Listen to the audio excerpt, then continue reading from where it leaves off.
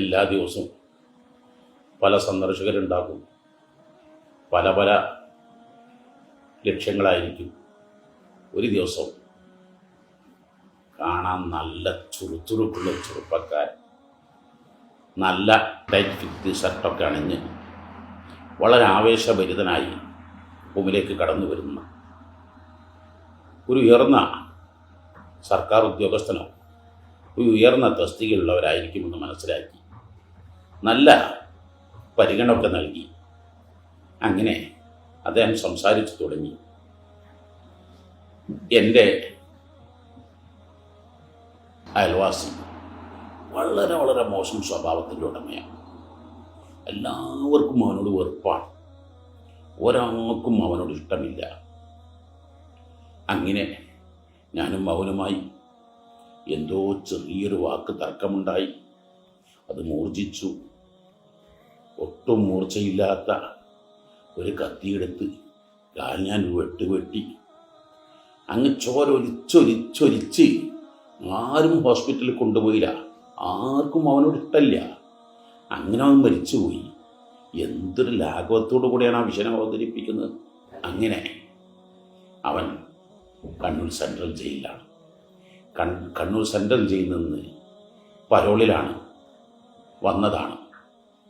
ഞാൻ അവനോട് കണ്ണൂർ സെൻട്രൽ ജയിലിലെ അവസ്ഥ എന്തുണ്ട്, എന്തൊരു സന്തോഷം, എന്തൊരു സുഖം.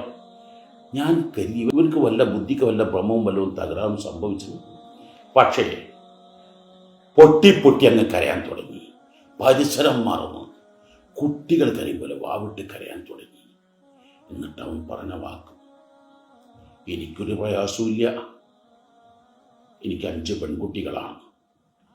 എൻ്റെ കുട്ടികളെല്ലാം ഹൈലി എഡ്യൂക്കേറ്റഡാണ്, ഹൈലി ക്വാളിഫൈഡാണ്.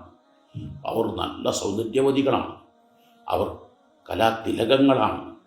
അവർ വിവാഹത്തിന് എത്ര 100-200 പവൻ സ്വർണം കൊടുക്കാൻ എൻ്റെ ജേഷ്ഠാനുജന്മാർ, ഭാര്യ, സഹോദരന്മാർ, അവർ ഭർത്താക്കൾ റെഡിയാണ്. പല എൻഗേജ്മെൻറ്റുകളും വരും. വിവാഹം നടന്നില്ല എന്ന ആ രൂപത്തിലങ്ങെത്തും. അപ്പോഴാണ് കല്യാണം മുടങ്ങിപ്പോകുക. ഉപ്പ കണ്ണൂർ സെൻട്രൽ ജയിലാണെന്ന് കേൾക്കുമ്പോൾ ഒരു തെറ്റും ചെയ്യാത്ത എൻ്റെ മക്കൾ ഞാൻ ചെയ്ത തെറ്റിൻ്റെ പേരിൽ പീഡിക്കപ്പെടുന്നത് അവരല്ലേ, എനിക്ക് സഹിക്കാൻ കഴിയുന്നില്ല. എൻ്റെ പ്രിയപ്പെട്ട കൂട്ടുകാരോട് പറയാനുള്ളത്, ഇത്രയും ഒരു ഗുരുതരമായ തെറ്റ് വന്നിട്ടും അവൻ്റെ മനസാക്ഷിക്കൊരു കുത്തും സംഭവിക്കാത്ത ആ മനുഷ്യൻ പക്ഷേ മക്കളുടെ കാര്യത്തിൽ ഓർത്ത് താങ്ങാനാവാതെ കരയേണ്ടി വന്നത് തൻ്റെ ജീവിതത്തിൽ വന്ന ഒരു തെറ്റുകൊണ്ട് തൻ്റെ മക്കൾ അനുഭവിക്കുന്ന പ്രയാസങ്ങളും വിഷമങ്ങളാണ്. എപ്പോഴും ആലോചിക്കേണ്ടത്, നമ്മുടെ കൈകളെ കൊണ്ട് ഒരു തെറ്റുകുറ്റങ്ങൾ സംഭവിച്ചു പോകരുത്. അത് നമുക്ക് മാത്രമല്ല, നമ്മുടെ ശേഷമുള്ള തലമുറകളിലും അതനുഭവിച്ചു കൊണ്ടേയിരിക്കും. മക്കളായിരിക്കും, തലമുറക്കാരായിരിക്കും അതിൽ കൂടുതലും പ്രയാസപ്പെടുന്നത്. ആയതുകൊണ്ട് ഞാൻ ജീവിതത്തിൽ ഒരിക്കലും ഒരു ഗുരുതരമായ തെറ്റ് ഒരാളെ വേദനിപ്പിക്കില്ലെന്ന് എല്ലാവരും പ്രതിജ്ഞ എടുക്കുക.